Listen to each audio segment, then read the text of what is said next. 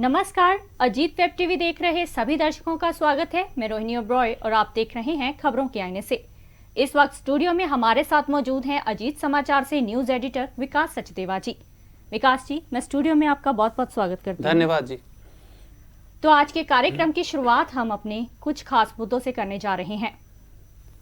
विकास जी, पिछले सप्ताह एक पंजाब में बहुत ही चौंकाने वाली खबर सामने आई थी। हम सभी जानते हैं कि हमारे जो बच्चे हैं वो देश का भविष्य होते हैं जी। तो अगर उनकी जान जोखिम में पड़ जाए तो कहीं ना कहीं चिंता का विषय बन जाता है। बिल्कुल बिल्कुल। तो जैसे कि ये खबर आई थी कि अगर सरकार ने 2 अगस्त से स्कूल खोलने का फैसला लिया था, पंजाब सरकार ने, जी। उन्होंने कहा था कि कड़े प्रबंध भी सुरक्षा के किए गए हैं जी। अगर इतने कड़े प्रबंध सुरक्षा के किए गए हैं तो कई स्कूलों के जो बच्चे हैं वो कोरोना पॉजिटिव आ रहे हैं जी। इसके बारे में आपकी क्या राय है? देखिए, कोरोना की जब दूसरी लहर शुरू हुई थी अभी पीछे कुछ महीने पहले, हाँ जी, तो उस वक्त भी स्कूल खुले थे और स्कूलों से ही ये रिपोर्ट्स आनी शुरू हुई थी कि स्कूलों में जो टीचर्स हैं, अध्यापक हैं, वो पॉजिटिव आ रहे हैं। और उसकी वजह से क्या होता है कि मान लीजिए एक अध्यापक है, बच्चों को पढ़ा रहा है, वो बच्चे अपने घर जाएंगे, अध्यापक अपने घर जाएगा, आगे से आगे वो चीज जो है वो ट्रांसमिशन होती है, बहुत जल्दी और बहुत तेजी से फैलती है। तो इस वक्त भी जो रिपोर्ट्स आ रही हैं वो 2 अगस्त से जब स्कूल खोले गए हैं तो उसके बाद अभी पिछले 2-4 दिन पहले की ही बात है कि लुधियाना के कुछ स्कूलों में, 2 स्कूलों में 20 बच्चे पॉजिटिव पाए गए। उसी तरह टांडा के भी कुछ स्कूल के बच्चे पॉजिटिव पाए गए। अगले दिन वो रिपोर्ट आई थी, अबोहर से 3 बच्चे मिले, इस तरह से। तो इसका अर्थ ये है कि स्कूल तो खोल दिए गए, बच्चों को बुला लिया गया, टीचर्स को बुला लिया गया, लेकिन जो एहतियात है, जो हम मापदंड जिसको हम कहते हैं कि कोविड के लिए जो हमें प्रिकॉशंस रखनी है, सावधानियां बरतनी है, वो बिल्कुल नहीं बरती गई। उसमें कोई ना कोई कोताही हुई है, लापरवाही हुई है, जिसके लिए सरकार को कड़े से कड़े कदम उठाते हुए, अगर हमें सबकी जान को बचाना है, सबको सुरक्षित रखना है और हमें सब चीजों को खोलना भी है, हमें सारे जनजीवन को पटरी पर लाना है, अगर ये काम करना है तो उसके लिए हमें एहतियात बहुत जरूरी तौर पर बरतनी होगी और एहतियात के तौर पर या एहतियात के साथ साथ ही सब चीजों को खोलना होगा। बिल्कुल, जैसे कि बात हुई थी ना कि जो तीसरी लहर है खासकर बच्चों के लिए हुई थी, वो जी, तब भी उसको देखते हुए भी इन्होंने जी बिल्कुल। तो यही बात है कि अगर इस तरह की कोई घटनाएं हो रही हैं, अब आप ये देखिए कि कुछ दिन पहले से ही ये रिपोर्ट्स आ रही हैं कि भारत का जो तटवर्ती राज्य है केरल, वहां पर बहुत तेजी से कोविड बढ़ रहा है और पूरे देश में जो इस वक्त केसेस हैं उसमें से 51% केसेस सिर्फ केरल से ही आ रहे हैं। ये एक चिंता का विषय है। तो अगर उसी तरह से अब आप ये देखिए कि सारी तरह का ट्रांसपोर्टेशन खोल दिया गया है, रेलगाड़ियां चल पड़ी हैं, बसेस चल पड़ी हैं, तो लोगों का आना जाना बढ़ गया है, लोगों का जो फ्रीक्वेंटली आना जाना है वो शुरू हो गया है। ट्रेन से भी लोग आ रहे हैं, बसेस से भी आ रहे हैं। तो केरल में, महाराष्ट्र में और कर्नाटका में अगर केसेस बढ़ रहे हैं और उधर के लोग इधर आ रहे हैं, इधर से लोग उधर जाके वापस आ रहे हैं, तो हमारी सरकार या हम क्या सावधानी बरत रहे हैं? क्या ये कहीं तीसरी लहर की शुरुआत तो नहीं, या तीसरी लहर की ओर तो नहीं हम बढ़ रहे? इस चीज को ध्यान में रखते हुए, इस पर बहुत गहराई से सोचते हुए, बहुत ही सावधानियां बरतने की जरूरत है, एहतियात बरतने की जरूरत है। और सबसे पहले तो मास्क जो बहुत जरूरी है, जो अब आजकल देखने को मिलता है, आप बाजार में जाएंगे, सड़कों पर, बसेस में, ट्रेन्स में, कहीं पे लोग, जो आपको 80% लोग हैं बिना मास्क के मिलेंगे। लोगों को लगता है कि अब सब कुछ ठीक हो गया, सब कुछ खुल गया, तो मास्क उतार देना चाहिए। लेकिन इस पर जो कड़ाई है, जो सावधानियां हैं, वो सरकार को ही बरतनी चाहिए। सरकार की ओर से दिशा निर्देश जो हैं वो वैसे के वैसे ही रहने चाहिए। बिल्कुल बिल्कुल जी। विकास जी, इसी के साथ हम अपने दूसरे प्रश्न की ओर आते हैं जी। जैसे कि हम जानते हैं कि ओलंपिक्स पिछले सप्ताह भी चल रही थी खत्म हुई हैं। जी जी। तो जो हमारे इस बार की ओलंपिक्स में जो हमारे भारत के खिलाड़ियों का प्रदर्शन रहा है, जी वो जितने भी पहले ओलंपिक्स निकले हैं उसमें कई बेहतर इस बार का प्रदर्शन रहा है। जी, कहा जा सकता है। हम अगर बात करते हैं अपने, अगर दूसरे देशों के हम खिलाड़ियों की बात करें ना, जी। तो अपने जो खिलाड़ी हैं उनका कहीं ना कहीं आपको नहीं लगता कि कहीं ना कहीं जो प्रदर्शन है वो कहीं ना कहीं पीछे रह जाता है? बिल्कुल ठीक कह रहे हैं आप, जो आपने कहा है। देखिए, जो आपने पहले कहा वो ये था कि पिछले कुछ सालों में ओलंपिक में जो भारत का प्रदर्शन रहा, इस बार का जो टोक्यो में ओलंपिक का भारत का प्रदर्शन रहा, वो कंपैरेटिवली कुछ बेटर रहा, कुछ थोड़ा सा बेहतर रहा। इस बार हमने जो पदक जीते 41 साल बाद, 41 इयर्स के बाद, एक बहुत बड़ी बात है, भारत को हॉकी में कांस्य पदक मिला। हालांकि सेमीफाइनल में पहुंचने के बाद भी उन्होंने शिकस्त खाई, हार गए, चलो कोई बात नहीं, लेकिन कांस्य पदक भी मिला तो बहुत बड़ी बात है और बहुत खुशी की बात है। सबसे पहले तो हम अपने कार्यक्रम की तरफ से सभी खिलाड़ियों को जो विजेता हैं, पदक विजेता हैं, उनको बधाई देना चाहेंगे। दूसरी बात यह है कि अगर दूसरे देशों के खिलाड़ियों के प्रदर्शन की बात करें या उनका प्रदर्शन देखें, तो देखकर कई बार हैरत भी होती है कि हम कहां पर खड़े हैं। 130 करोड़ से अधिक की आबादी है हमारी, इतनी तरह के यहाँ पर संसाधन हैं, हर तरह के यहाँ पर संसाधन मौजूद हैं भारत में, देश में, लेकिन हमारे खिलाड़ी उस तरीके का प्रदर्शन क्यों नहीं कर पाते, उनको compete क्यों नहीं कर पाते? ये एक बहुत बड़ा प्रश्न है। और हर बार ओलंपिक्स या एशियाई गेम्स या कॉमनवेल्थ गेम्स के बाद जब भारत का प्रदर्शन इस तरह का रहता है तो उसके बाद ये प्रश्न उठता है, लेकिन वो थोड़ी देर के लिए। और उसके बाद क्या होता है कि हम फिर वहीं के वहीं आ जाते हैं। हमारे खिलाड़ियों का जो तैयारी का स्तर है वो स्कूल के स्तर से ही शुरू होना जरूरी है। बिल्कुल। अगर हम ये कहें कि कॉलेज या उसके बाद जाकर खिलाड़ी प्रदर्शन करें या उस गेम में वो ज्यादा रुचि दिखाएं, उसका अभ्यास ज्यादा करें, तो उस तरीके का वो प्रदर्शन नहीं कर पाते। बिल्कुल। एक छोटा सा देश है जापान, छोटा सा, आप ये कहिए कि शायद मैं पक्का तो नहीं कह सकता कि शायद पंजाब के जितना होगा, लेकिन वहां के खिलाड़ी, जापान के खिलाड़ियों का प्रदर्शन हमारे प्रदर्शन से बहुत बहुत बहुत ऊपर था, बहुत ऊपर था। बिल्कुल। ये एक सोचने वाली बात है कि हमारे खिलाड़ियों में कोई कमी नहीं है, हमारे पास संसाधनों की कमी नहीं है, लेकिन अभ्यास जो जरूरी है, जो प्रैक्टिस जरूरी है, उसकी कमी है। बिल्कुल सही। तो विकास जी, जैसे कि पंजाब से एक और दिल दहला देने वाली एक बहुत अहम खबर सामने आई थी कि पंजाब में जो आतंकवाद के काले दौर को दोहराने की दोबारा से कोशिश की जा रही है। जी जी। अमृतसर के एक गांव में आरडीएक्स से भरा जो टिफन बॉम्ब है वो मिला है जी। यही नहीं, इसके साथ कई तरह की और भी विस्फोटक जो पदार्थ हैं वो भी बरामद किए गए जी। इन चीजों से उतरने के लिए या इन चीजों से छुटकारा पाने के लिए हमारी सरकार कोई ठोस कदम क्यों नहीं उठा रही कि हम अपने देश को सुरक्षित रख सकें? पाकिस्तान जो हमारा पड़ोसी मुल्क है, वो समय समय पर देश में, हमारे देश में गड़बड़ फैलाने की या इस तरह की घटनाएं को अंजाम देने के लिए कोई ना कोई कोशिश करता रहता है। ठीक है। और वहां पर बैठे हुए जो आतंकवादी संगठन हैं, वो भी इसी तरह के कोशिशों में जो हैं वो जुटे हुए हैं। अब पिछले कुछ समय से ड्रोन के माध्यम से अगर पहले वो क्या करते थे कि कंटीली तारों के ऊपर से कुछ फेंक देते थे, इधर पास ऑन कर देते थे, बैलून्स तरह का भी कुछ आया था। जी जी बिल्कुल।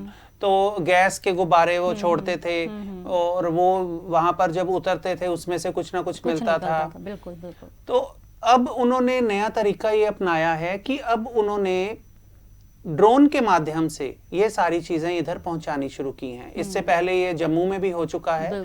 अब पंजाब में पिछले कुछ दिन पहले अमृतसर के एक सीमावर्ती गांव में ऐसा हुआ है कि वहां पे एक टिफिन बॉम्ब मिला है। अब देखिए, टिफिन कौन यूज करता है?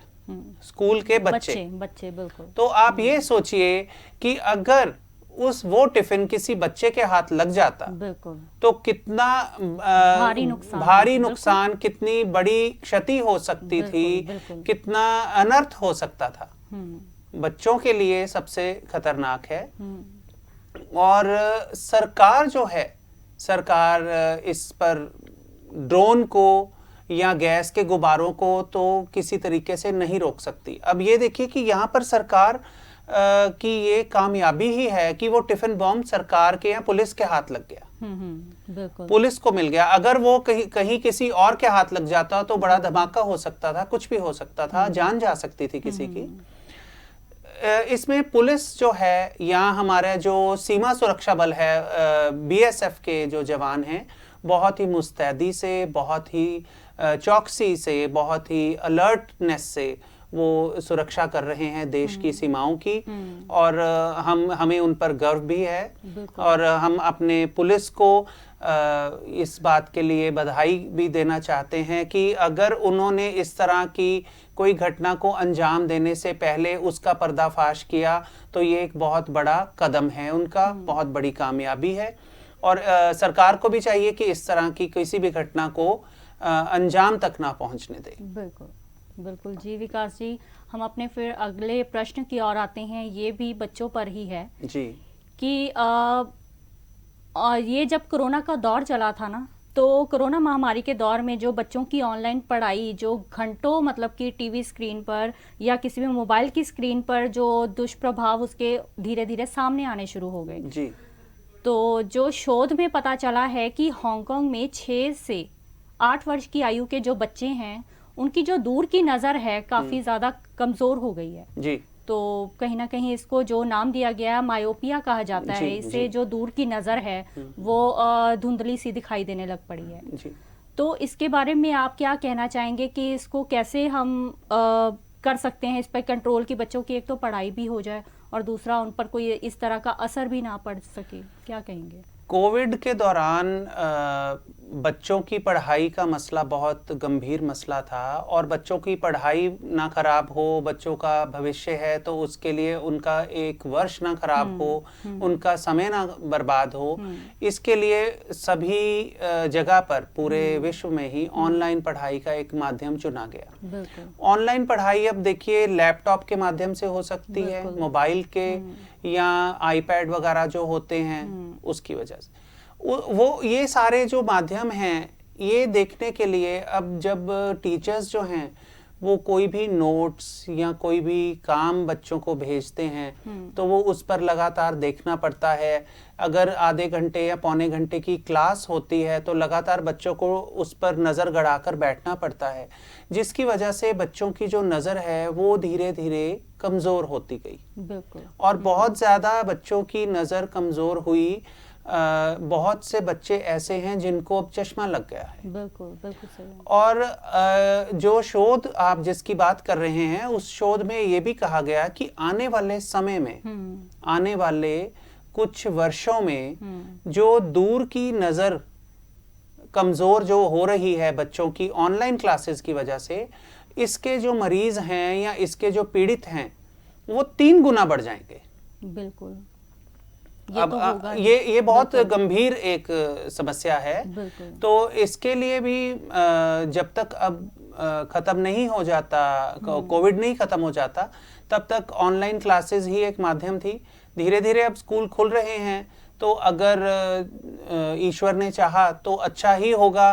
कोई इस तरह का ना आगे से कुछ भी हो तो स्कूल खुले रहें, बच्चे पहले की तरह स्कूल जाएं तो वो इन चीज़ों से भी, क्योंकि देखिए बच्चों का जो लगातार, अब कोविड के दौरान बच्चे घर से बाहर नहीं निकले, खेल कूद में व्यस्त रहते थे। बिल्कुल। तो घर से बाहर नहीं निकलना तो वो सारा दिन घर में क्या करना है, टीवी देखना है, जो मोबाइल है उस पर गेम्स खेलनी है, लैपटॉप पे गेम्स खेलनी है, कंप्यूटर पे जी।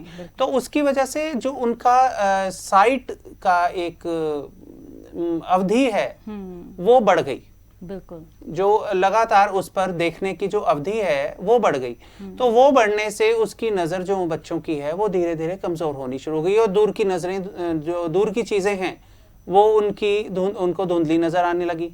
इसके कारण सिरदर्द भी कहीं ना कहीं होता है और दिमाग भी थोड़ा वीक होता है इसकी वजह से। तो इसकी वजह से सिरदर्द एक निशानी है, आंखों से पानी आना एक निशानी है, बिल्कुल। आंखों में जलन होना एक निशानी है। बिल्कुल। तो इसकी वजह से ये सारी चीजें जब बच्चों में पाई गई तो फिर पता चलता है कि शोध के दौरान कि जो बच्चे हैं 6 से 8 साल के बच्चों में ये शोध किया गया था, और उनमें 1700 के आसपास कुछ बच्चों पर ये शोध हुआ था।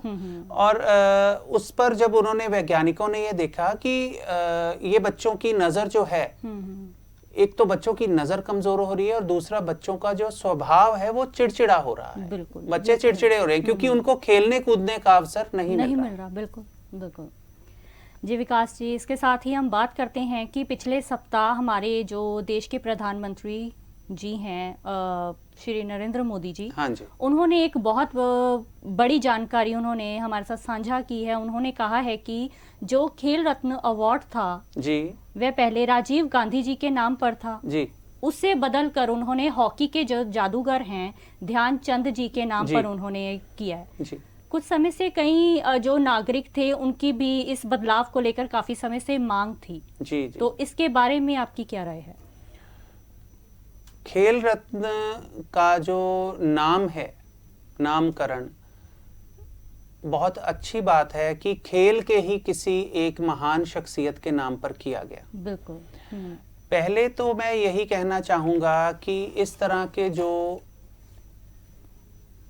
अवार्ड्स हैं या कोई भी परियोजनाएं होती हैं, मैं नहीं समझता कि भारत के अलावा, हमारे देश के अलावा किसी और देश में उनको कोई किसी नाम से जाना जाता है या किसी व्यक्ति के नाम पर वो परियोजना या अवार्ड दिया जाता है। ऐसा कहीं भी मेरे ख्याल से नहीं है, हमारे देश में ही है। तो अगर खेल जगत के किसी एक शख्सियत या एक हस्ती के नाम पर खेल रत्न अवार्ड दिया जाता है तो ये एक बहुत खुशी की और बात है, अच्छी बात है।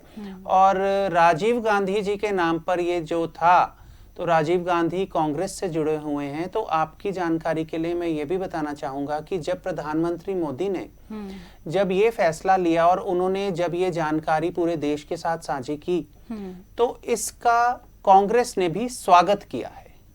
कांग्रेस ने भी बहुत अच्छा एक जेस्चर दिखाते हुए इसका स्वागत किया। उन्होंने भी कहा कि मेजर ध्यानचंद जो हैं वो हमारे देश का गौरव हैं और हमारे देश के एक बहुत बड़े खेल हस्ती हैं।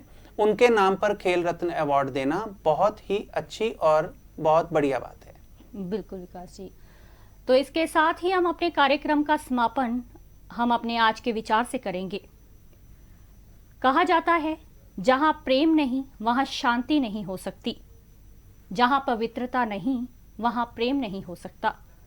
जी विकास जी। जहां प्रेम नहीं वहां शांति नहीं हो सकती।